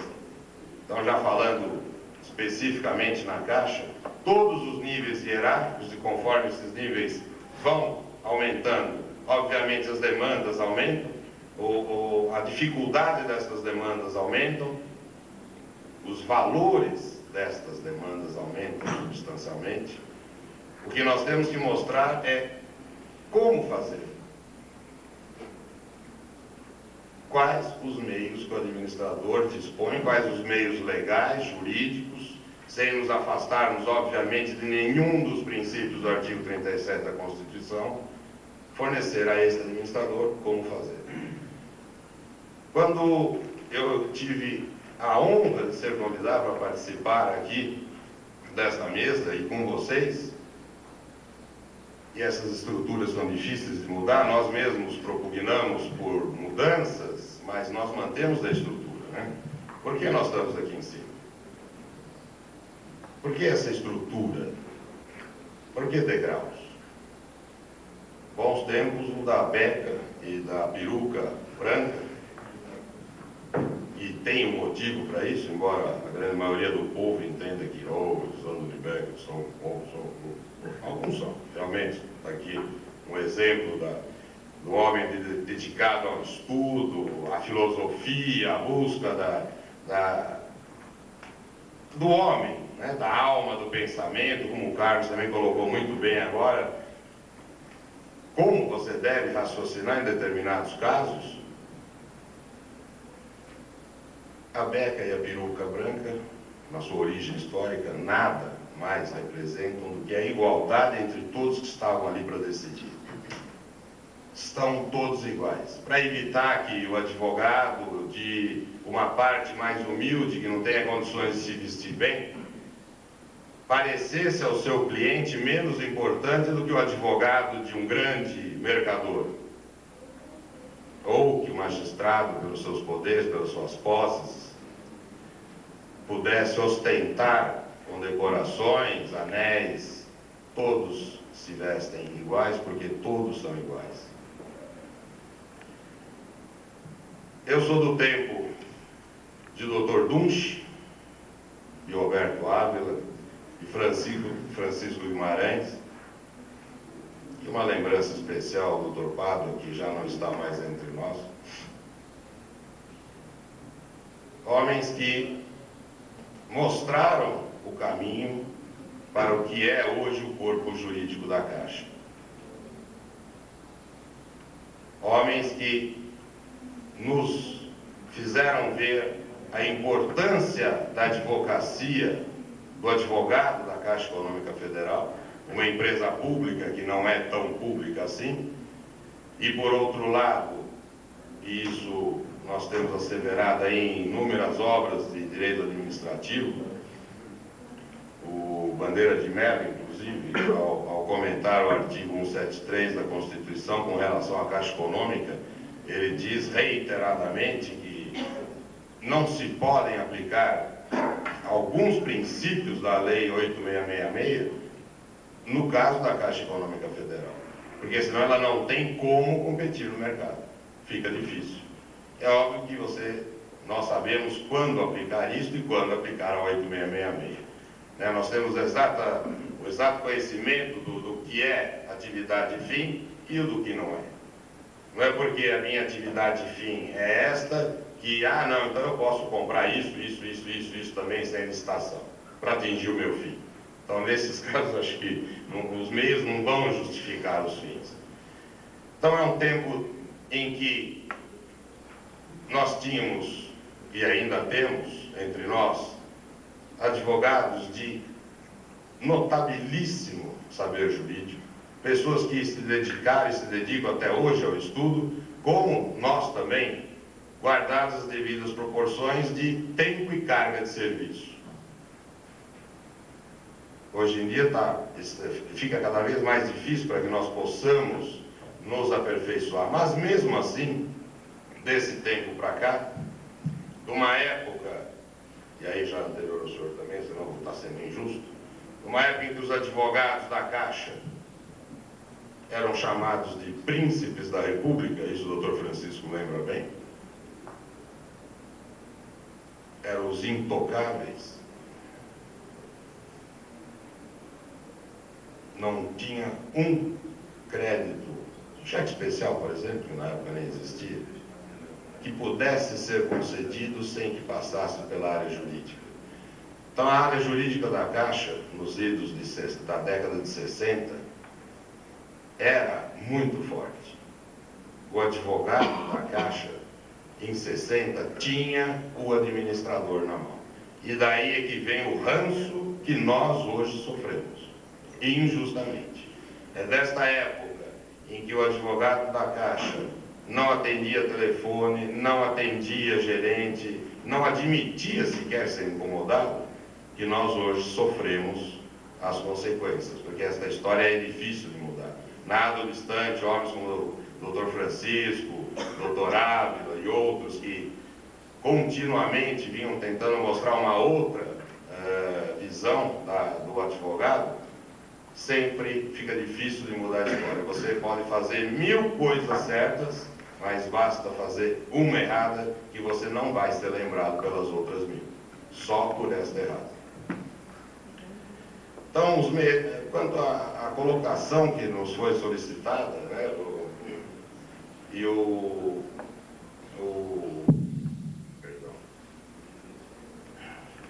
nome. O Carlos ainda lembrou há pouco do medo do administrador público, né? Porque o administrador tem CPF. E aí, quando ele lembra que ele tem CPF, ele lembra do TCU.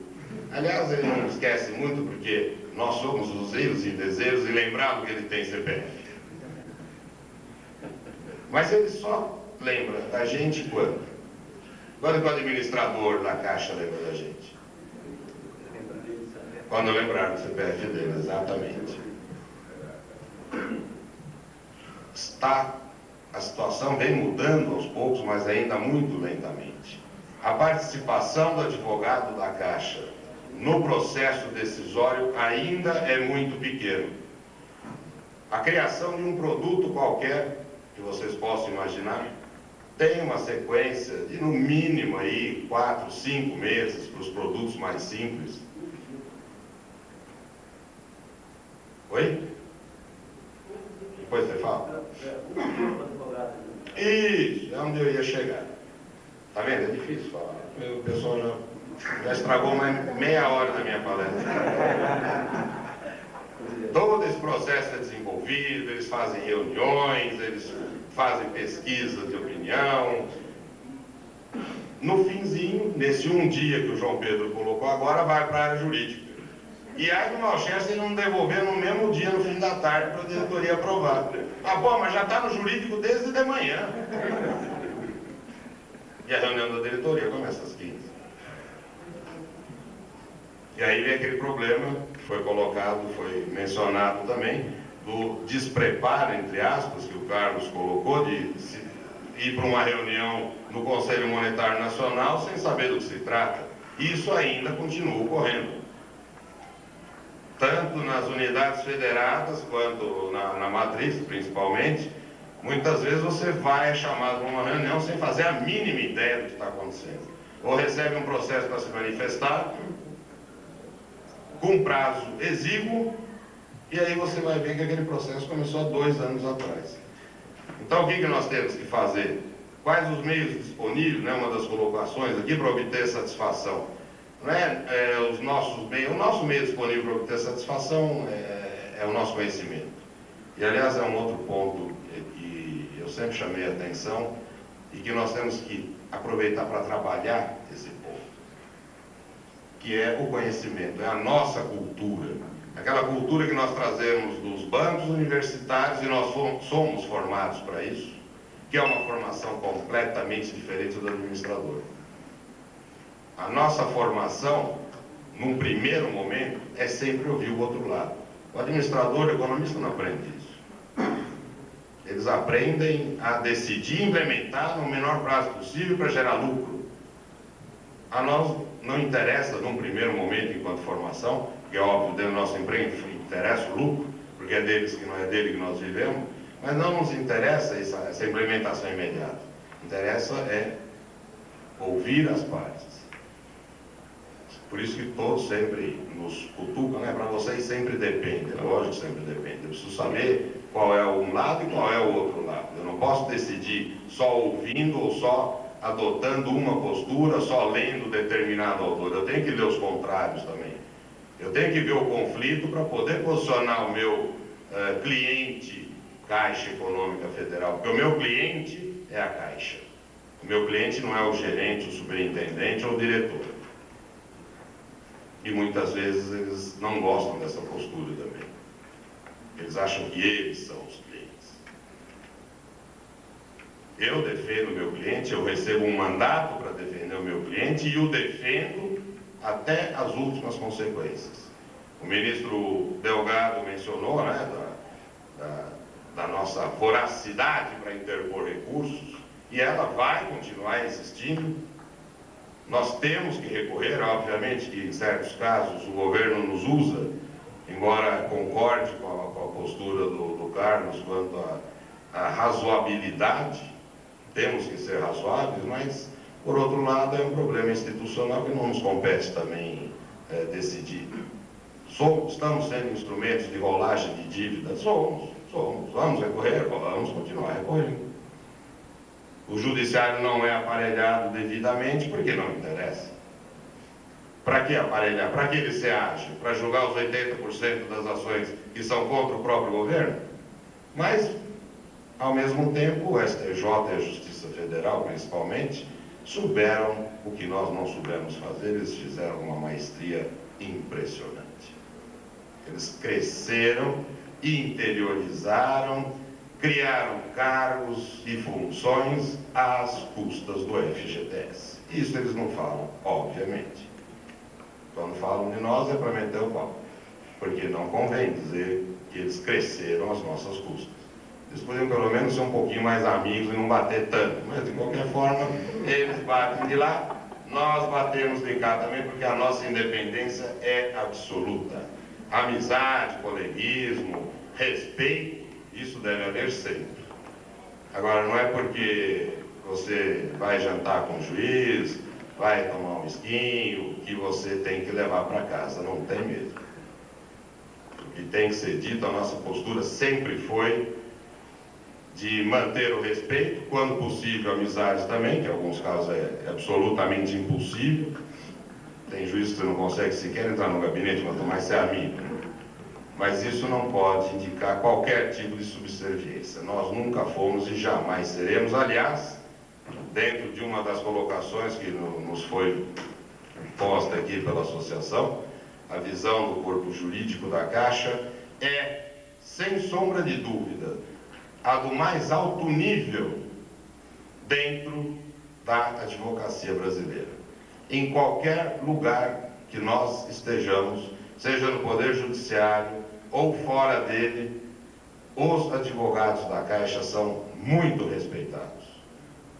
Porque nós somos combativos, nós temos formação sólida e segura, nós não temos o rabo preso com ninguém e nós defendemos a nossa instituição. Então a Caixa, dentro dessa estrutura, comparada a outros órgãos, do seu nível ou não, sempre foi muito bem vista. Isso eu não ouço só em São Paulo, se você ouve em qualquer canto do Brasil que você vá. E mesmo relativamente aos grandes escritórios, que mesmo entre alguns colegas, a gente ouve falar, não, mas o escritório do Demarest Almeida é muito bom, o escritório do Pedro Neto é muito bom, então são muito bons, mas não ganham uma da gente. Eles podem ser excelentes em contratos internacionais, mas sistema financeiro, fundo de garantia e diversos outros pontos, para citar apenas esses dois, que é os que nos tomam, eu não diria mais que nos tomam tempo, eles já nos tomam a saúde, né, desse tipo de processo, nos tomam o lazer com as nossas famílias, nos estão exaurindo quase que ao ponto final. Não tem comparação, não tem o que dizer que não, nós somos menos ou somos mais. Concordo que nós devemos sempre estudar, sempre. Temos que nos atualizar para poder dar esta segurança ao nosso administrador. Agora, nosso administrador também tem que nos dar pelo menos 15 minutos para nós podermos estudar e tomar conhecimento do assunto. Então, uma das sugestões é no sentido de que o advogado possa participar, seja dado a ele a oportunidade para participar desde a criação do produto, desde as primeiras reuniões embrionárias, que é muito mais fácil você já desde este ponto conseguir tapar os eventuais buracos, os eventuais problemas que surgiriam no percurso da formação desse produto até o seu lançamento final. Ontem houve a palestra do Luciano Fazio, que eu não pude participar, mas pelo que eu ouvi dos comentários da palestra, além de ter sido uma excelente palestra, eu vou ousar discordar dele, embora não tenha assistido a palestra e estou baseado no que me passaram, quanto à questão da Caixa, né? Qual o objetivo da Caixa. Outro problema que nós temos também é saber exatamente o que é a Caixa hoje, onde ela está atuando hoje, quais os produtos que ela tem, como ela está inserida no mercado. Eu não vejo a Caixa apenas como instrumento de ação social do governo, é uma fatia muito importante da empresa. Nós temos aí produtos sociais de relevância internacional. Você não vê em lugar nenhum do mundo. O PAR, por exemplo, é um deles. Né? A habitação para a classe não é nem mais baixa, né? A classe... Essa classe aí. Não vamos adjetivar. Agora, a Caixa, por outro lado, e aí eu não concordo com algumas posições do Dr. Fázio, a Caixa, por outro lado, está entre os 4 maiores administradores de fundos de investimento do Brasil e da América Latina. A Caixa entra no mercado financeiro, no mercado bancário, no objetivo fim dela. Quando ela entra num produto, não tem concorrência. A Caixa administra cerca de 70, 80 bilhões de reais em administração de recursos de terceiros. São valores só comparáveis a Banco do Brasil e Banco Itaú, Brasil, Bradesco e Caixa. São os 4 maiores administradores de fundos de investimento. Então, esses tipos de produtos e tantos outros da área comercial que não se faz, talvez, a propaganda devida e necessária para mostrar da onde vem uma grande quantidade da fonte de recursos que a Caixa tem hoje para poder, obviamente, aplicar na sua parte social. A importância do corpo jurídico, eu acho que não necessita ser ressaltada. Somos importantes, somos indispensáveis. Nós temos que continuar buscando o caminho de aproximação do administrador, aproximação nesse sentido de estar com ele no dia a dia e não ficarmos aguardando sermos chamados, irmos atrás, procurarmos, como nós fazemos, como se fossem clientes particulares nossos, e mostrar que nós estamos exatamente ao lado do administrador, enquanto, obviamente, ele estiver pensando nos interesses da Caixa e não em interesses seus.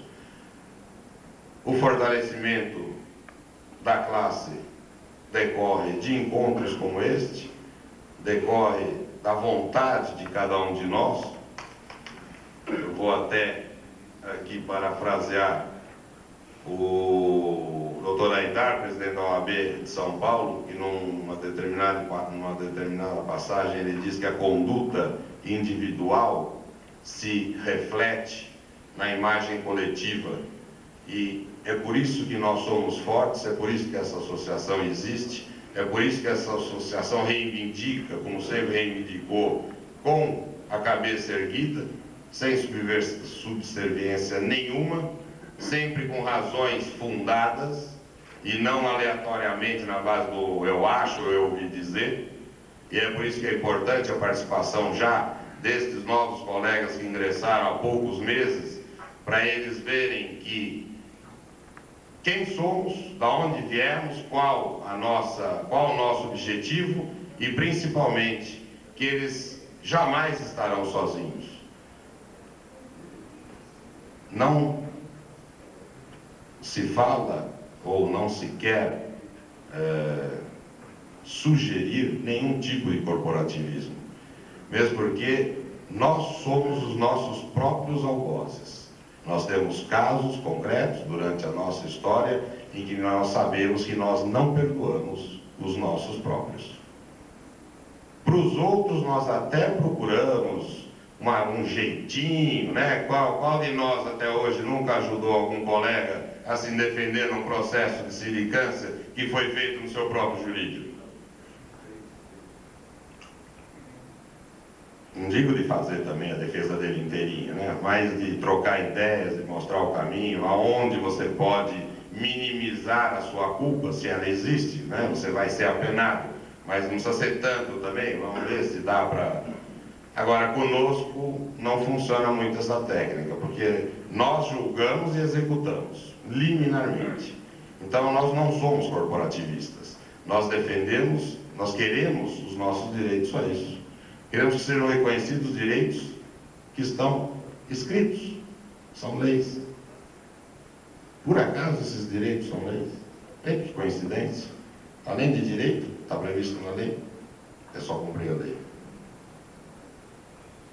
Então, aos novos colegas que estão chegando, as nossas boas-vindas, que a carreira seja bastante longa e profícua aqui na Caixa, de braços dados, aprendendo esta história e construindo a sua parte, que vai ser o futuro.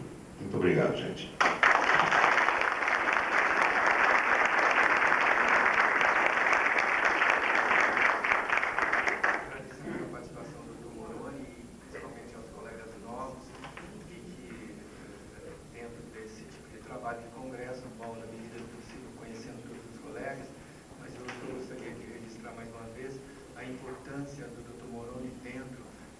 Da nossa categoria, sempre esteve aí à frente de bandeiras importantes e sempre, como vocês puderam observar, usando palavras fortes e firmes a defesa da categoria. Eu gostaria então de passar agora a palavra à plenária para que os colegas que tiverem algum questionamento se dirigissem aos painelistas.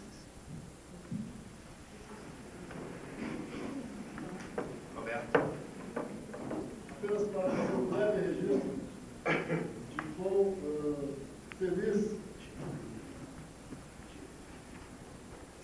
está sendo cada um de nós por ver numa mesa só reunidos tantos segmentos de um corpo único no passado, no presente e para o futuro também.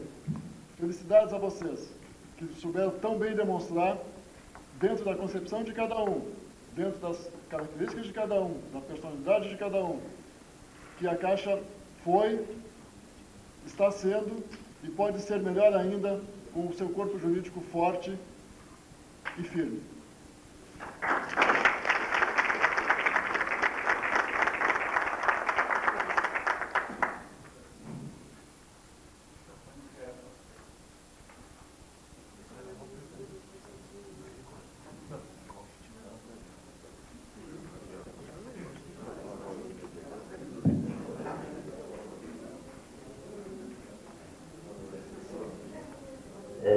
Meus colegas, eu quero parabenizar a comissão organizadora pela escolha dos palestrantes do dia de hoje, que nos trouxeram, nos trazem neste momento, não apenas conhecimento de grande valor, mas, acima de tudo, um elemento psicológico.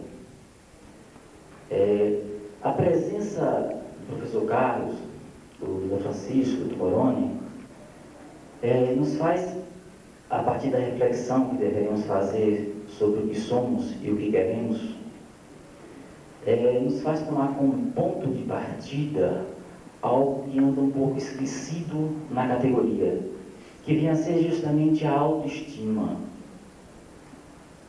E por que eu falo autoestima?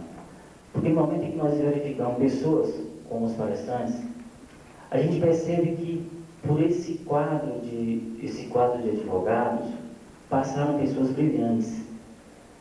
E não podemos ser tratados como um simples escritório de advocacia, como tantos que existem por aí. Existe uma escola, existe um grande quadro jurídico, e aí está o exemplo. Por isso, eu acho que hoje, na hora que começarmos a refletir e a discutir sobre a questão do que somos e o que queremos, tomemos como ponto de partida a questão do amor próprio, da autoestima, da autovalorização, e tomemos como exemplo os palestrantes de hoje. Obrigado.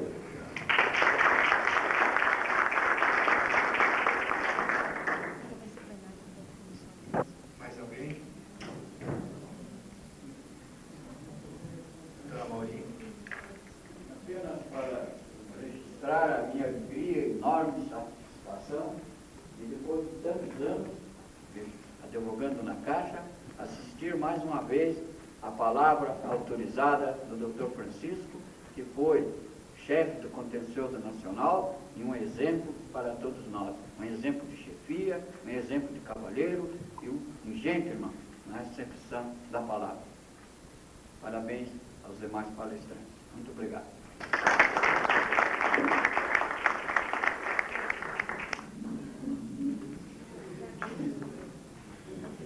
Para não fazer uma intervenção meio fora, eu queria saber qual era o encaminhamento que nós vamos dar, porque agora já é o momento da gente apresentar propostas, discutir o tema assim, mais em termos de futuros encaminhamentos, ou qual é o encaminhamento que a gente vai dar para saber se é o momento do... Isso não, eu acredito inclusive até para poupar os palestrantes e que ficam à vontade. Nós já estamos numa idade avançada. Eu reivindico. Eu acho que a gente é meu, não é dele. porque nós temos ainda que discutir, voltar a um tema importante que ficou pendente de ontem, e o Roberto veio me dizer que encerrando aqui, a gente passaria a análise daquele outro tema, nem seria aqui, né, nesse momento, após essa discussão. Era sobre essa que você queria falar, Amanda? Oi? Era sobre esse tema aqui.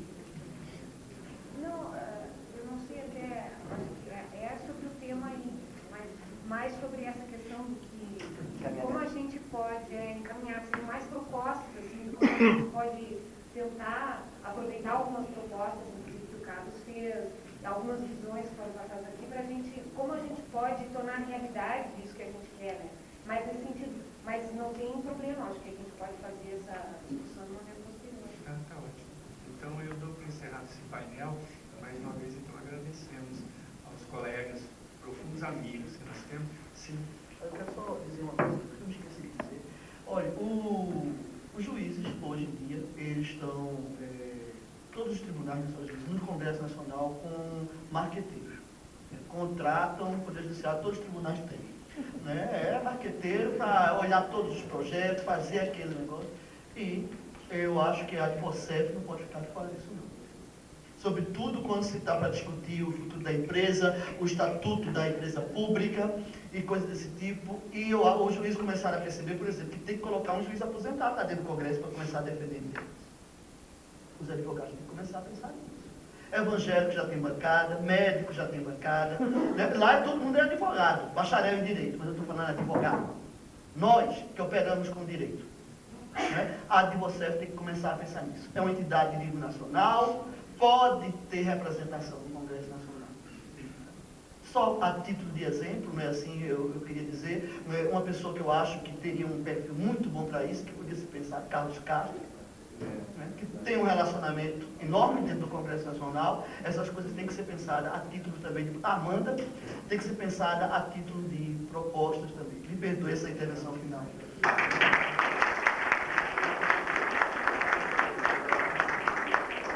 Aproveitar então, só para ela já poder anotar mais um pontinho, já que estamos em sugestões, a Advocef poderia criar um curso aí dentro da necessidade que nós temos de nos atualizarmos, um curso de pós-graduação, um curso de mestrado até, esse é um pouco mais longo, mas o de especialização, num primeiro momento seria mais factível, em que você, a associação, monta o curso que ela quer, contrata os professores, isso barateia em até 70% um curso normal de mestrado. Então você vê qual o teu objetivo, quais as matérias que você quer, dentro de direito bancário, dentro de direito financeiro, econômico, administrativo, enfim, o nosso dia a dia, contrata os professores, escolhe uma faculdade qualquer, das boas, é óbvio, para poder registrar este curso e ele ser certificado. Então a associação banca este curso. E o professor viaja. Como é que eu vou trazer advogado do Brasil todo para Brasília, ou para Porto Alegre, ou para Natal? Aliás, Natal seria muito bom. Você, o professor, faz o roteiro e você tem alunos em todo. Vai ter aula onde? Pode ser até na casa de alguém. Dependendo do grupo, o importante é que seja ministrada a aula. O importante é que aquele grupo sente, discuta, se reúna. Em algum estado que tenha muitos colegas fazendo, pode ser na própria faculdade, na própria universidade. Ele é factível pelo baixo custo que ele tem e pelo alto resultado quanto ao foco nas matérias que nos interessam. Você não vai fazer um curso de um ano tendo que estudar, sei lá, não desmerecendo, né, filosofia e tal, porque não é o nosso dia a dia.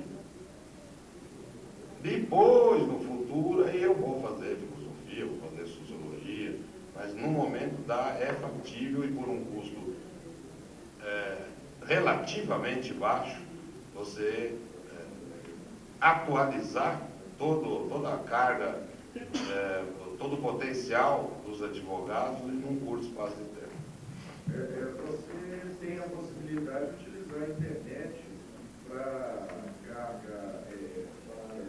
para esses cursos de especialização ainda não. Essa especialização ainda na nossa área ainda não é possível. Vai chegar lá logo.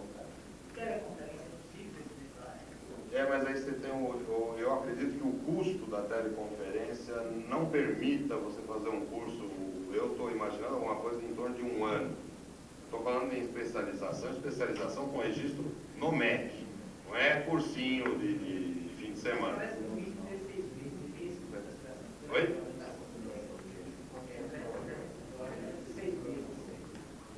Mas parece que já aumentou essa carga horária. Eram 180 horas, mas já estão em 320, alguma coisa assim.